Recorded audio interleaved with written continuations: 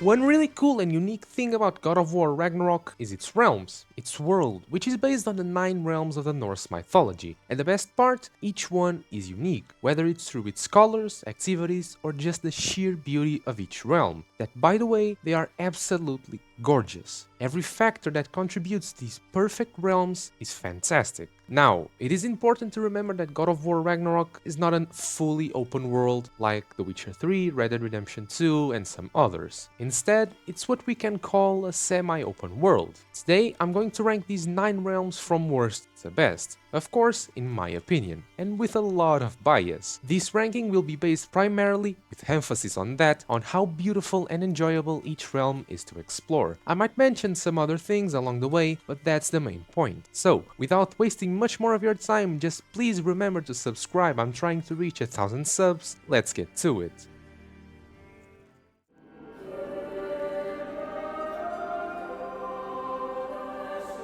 Alright, if I'm not mistaken, this is the smallest realm in the game, at least out of all the explorable ones. It's basically a training ground, but it's still a really beautiful realm. I love this shade of blue in Niflheim. It's different from all the others in the game. It feels a bit more pleasant, not as threatening. And I think a big part of the beauty that Niflheim has is the famous Raven tree, that without knowing its backstory, it looks absolutely stunning. But with the proper context, it becomes much more creepy. Knowing that the ravens in the tree are actually the souls of the children that Odin and the Raven Keeper stole makes everything feel a lot heavier. Niflheim doesn't have much to do. We barely spend any time here in the main story, only with Atreus. There are some good side quests though. The Raven quest, while a bit tedious, is one I actually enjoy. The dialogues and learning more about the Raven's lore is great. Then we have the Tyr quest, which is also really cool and surprised me a lot. I was a bit disappointed that this Tyr didn't actually do much, but oh well. The mission itself is really interesting. There's also the training arena, which is nice for spending some time fighting alongside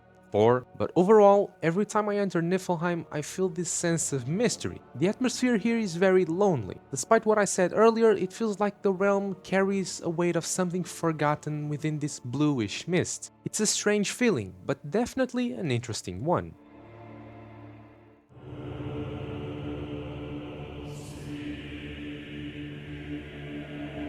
Helheim is unsettling in every way. From the moment we step into this realm, we can immediately feel that this is the land of the dead. Every time I'm in hell, I feel a chill run through my entire body, a feeling caused by its heavy and cold atmosphere. But I have to be completely honest and admit that Helheim was 1000 times more threatening and creepy in God of War 2018. It felt way more sinister, the colors were colder, while in Ragnarok the greenish blue tones are at least somewhat minimally beautiful. In 2018, like I mentioned, the colors were much more chilling, and the only thought running through my mind while I was in Helheim was that I need to get out of here as fast as possible. It was much worse. The structures and everything around made hell feel endless, adding an extra layer of dread. But that makes sense. In God of War 2018, we were actually in the worst part of Helheim. But even in Ragnarok, I can still say that this realm feels like a nightmare. Out of all the realms, I think this one has the most creepier atmosphere, which in a way is very fitting. And it's just not because there's a giant eagle constantly watching us wherever we go. What I love this time around is that we actually can interact with it, which is really cool. But aside from that, Helheim doesn't have much else to offer. And it hurts me to rank it this low because the fight against Garm is one of my favorites in the entire game. Easily top 3. Even with little content, is still a realm that leaves one of the strongest impressions.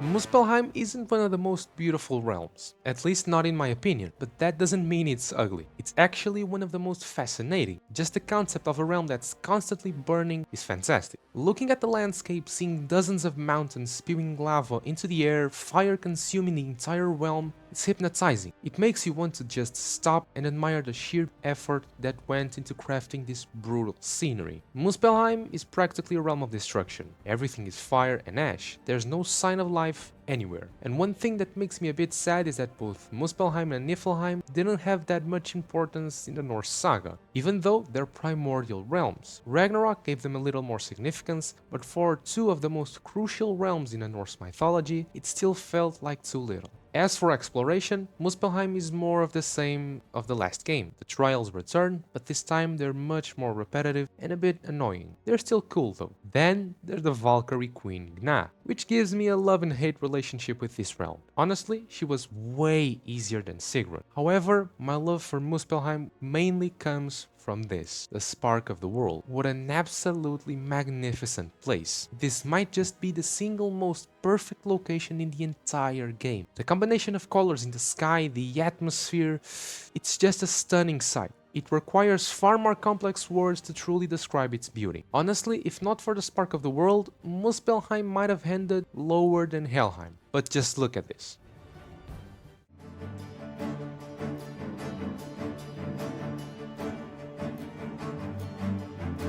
The realm of the giants. Jotunheim has always had a certain mystique to it, this eerie mystery surrounding the giants. And in this game, it's practically a paradise in terms of beauty. Everything is so quiet and peaceful, like a place frozen in time, untouched by progress. The giants are almost entirely gone, and Jotunheim just stayed there, empty, abandoned, overtaken by nature. And the result? Absolutely breathtaking. The warm-toned vegetation is perfect, creating an incredible contrast with every other realm. While the rest of the world is struggling with Fimbulwinter and Ragnarok, Jotunheim remains calm, filled with history. Every rune and mural tells a story. Honestly, this realm feels like a living painting. The color, the tranquility, and the serenity are just incredible. The atmosphere carries this sense of something lost, something that's gone but not forgotten. Jotunheim is deeply complex. Then there's Ironwood. I know people hate it, at least the vast majority do. I don't hate it, but yeah, it's bad the second time around. The first time I played it,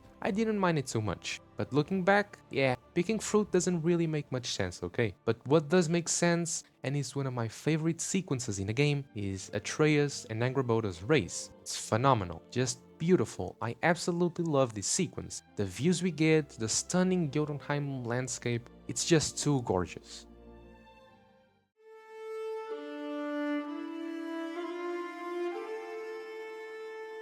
Asgard is the only realm in the game that we can't visit whenever we want. We only go there when the story demands it. Kratos only goes to Asgard at the very end of the game, but Atreus gets to explore it a bit more. Throughout both games, Asgard is built up as this unreachable realm, the very peak of the 9 realms, not literally. The one place we would never enter, an impenetrable fortress. But when we finally get there, for the first time, at least for me, I was really surprised by what I saw. The view is normal. I don't know what I was expecting, but it definitely wasn't this. Something that looks so realistic. It's absolutely beautiful, but still very grounded. However, when we reach the Great Wall of Asgard, that's when we feel the true fortress of Asgard. It's a grand, imposing realm, totally different from every other portrayal of Asgard. Here, we don't see the golden palaces, shining houses, and wealth everywhere. Instead, it looks far more like a Viking village, something that actually feels Norse. It makes a place feel way more down to earth, if that phrase even makes sense in the context of Asgard, Thor, Odin, Aesir gods. The realm has stunning landscapes, details in every corner, it's simply magnificent. And of course, we can't forget that this is where the grand finale takes place. It's a shame that Asgard isn't explorable after the Ragnarok, since it was destroyed. But honestly, I'd love for it to be rebuilt, just so we could walk through that Viking village and soak in the atmosphere of just simply exploring Asgard.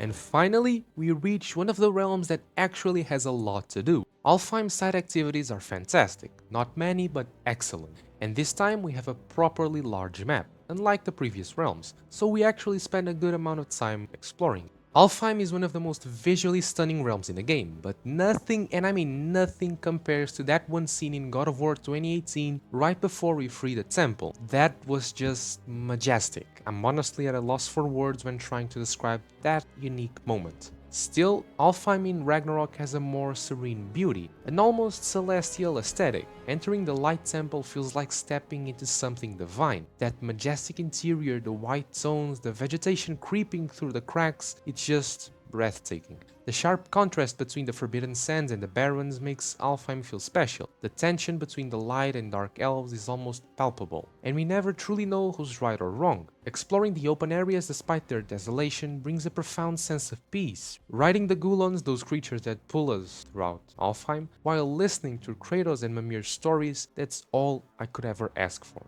And the half-goofas, those majestic blue creatures soaring through the sky. They bring a sense of freedom to Alfheim that's simply incredible. Freeing them is one of the most emotional moments in the entire game, showing that in the middle of all this war, whether it's Ragnarok or the Elven conflict, there's still room for compassion. It's a beautiful moment, especially if you do these quests with Atreus. Alfheim isn't a particularly alive realm. There's hardly anyone to interact besides monsters and elves, but it's a deeply reflective realm, where light and darkness are in constant battle. It's a reminder that beauty and conflict often go hand in hand. Even in Alfheim's peaceful atmosphere, there's always another side of the same coin.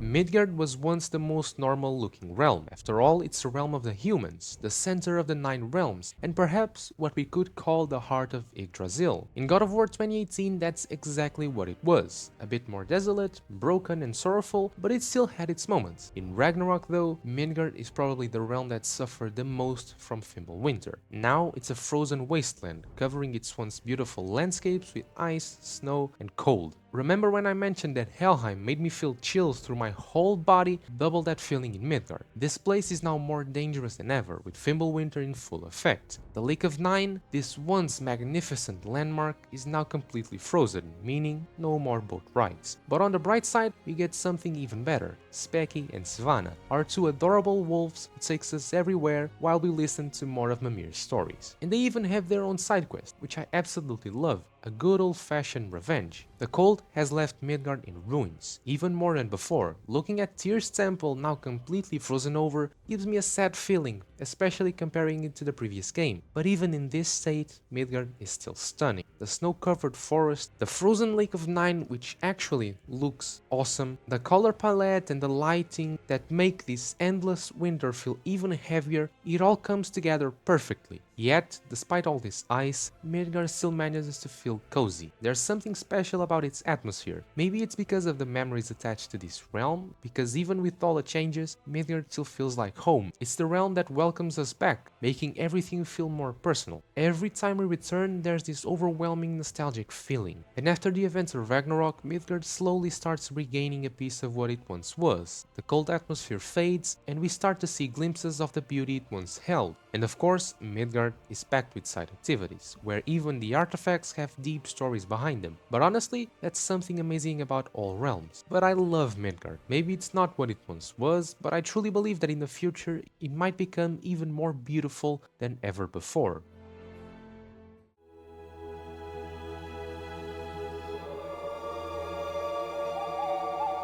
Oh, Vanaheim. While most of the other maps have some sort of heavy or oppressive atmosphere, Vanaheim offers something completely different. Beautiful forests, lush landscapes, and a world that feels completely alive. It's the most vibrant, lush realm in the entire game, and that's because nature has completely taken over. Gigantic trees, dense vegetation everywhere, life growing all around us. But even in this natural paradise, you can still see the scars left behind by the Aesir and Vanir War. But one thing that immediately stands out in Vanaheim is its scale. No other realm is like Vanaheim. The density and verticality here are insane. The world feels massive with thick vegetation covering every single corner. At times, it even feels like a maze, but there's always something new to discover. And speaking of discoveries, Vanaheim is packed with side content, which is amazing. We learn so much about Freya's past, we fight dragons, berserkers, and more. And the amount of things to do here makes it feel like it never ends. Vanaheim's colors are among the most impactful in the entire game. This bright, glowing green is completely unique, but then there's something that makes this realm even more special: the ability to change the time of day. Vanaheim is the only realm that allows you to switch between day and night, and this completely transforms the way it looks. But it's not just visual. Certain areas and activities are only accessible at specific times of the day. And I just can't fathom how impressive this animation is. The fact that they pulled this off on last-gen consoles is incredible.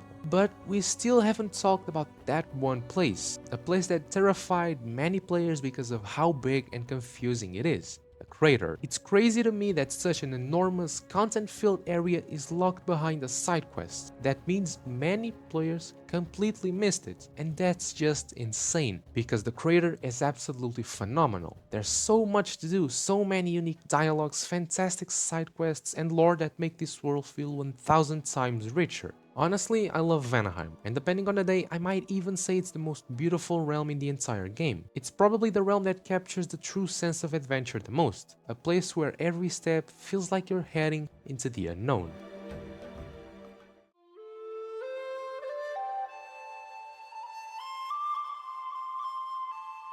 And finally, we've reached the number one spot, Svartalfheim, the realm of the dwarfs. And right away, this realm stands out from all the others. From the moment you step into Svartalfheim, you can feel the difference. It's warm, the sun is shining, the sky is beautifully blue, and there's sand, water, and stunning landscapes all around. And just like I mentioned how Midgard and Helheim always made me feel cold whenever I entered, Svartalfheim warms me up. Not just in a literal sense because of the heat, but in a way that's comforting. It warms my heart. It's hard to explain, but it's easy to feel. The dwarves are known for their genius craftsmanship, and in their own realm, we can clearly see that. Everywhere you look, you can tell that this land has been shaped by the dwarves. Mines, waterways, statues, everything has a purpose. It feels like the entire realm is one massive machine engineered by the dwarves themselves. And then there's Nidavellir. It's beautiful. It doesn't just bring life to Svartalfheim, it adds life to the entire game. Even though we can't interact with many of the dwarfs, we always feel their presence through their creations. And like I've said before, Svartalfheim has a unique atmosphere. The bright sun reflecting off everything gives it a special glow. But one of the most defining features is the water. Just like Midgard's Lake of Nine was a central hub in the previous game, Svartalfheim's lakes take its place. But this time they're even more stunning. Brilliant waters, dozens of islands, golden yellow sands. It's a feeling you just don't get in any other realm. It's a perfect mix of natural beauty and dwarven craftsmanship. And when it comes to side content, Svartalfheim doesn't disappoint. Like for example, the Lingbakker. This massive whale we free, it gives off the same emotional weight as the half-goofas in Alfheim. It's another majestic being finally set free. And through this, we also learn more about Mimir's past, especially through the many side quests that show the consequences of his old actions. There are hidden dragons, berserkers, and one very special emotional quest that you might know what I'm talking about. It's just simply too sad to forget. We have many breathtaking places like the Forge. That place is simply stunning. It's actually one of the most naturally beautiful locations in the entire game, and all the reasons I've said before, it's why Svartalfheim is my favorite realm. A big part of it is because of the emotional connection I have with it, but honestly, it just has everything. Out of all the maps, Svartalfheim is the one that stays with me the most even after the credits roll.